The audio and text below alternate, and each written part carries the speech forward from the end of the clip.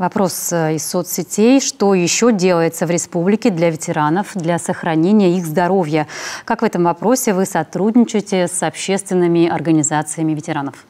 В этом вопросе мы очень активно сотрудничаем с Республиканским советом ветеранов, с председателем Жуковой Людмилой Александровной.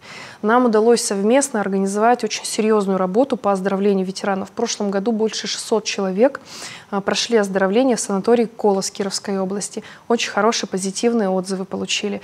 В этом году такую же работу продолжим. Количество санаториев увеличилось. Есть еще Золотой Колос.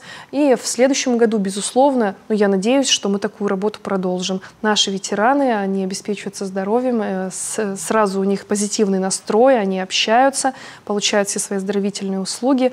Это очень важное направление нашей вот как раз совместной деятельности с общественной организацией.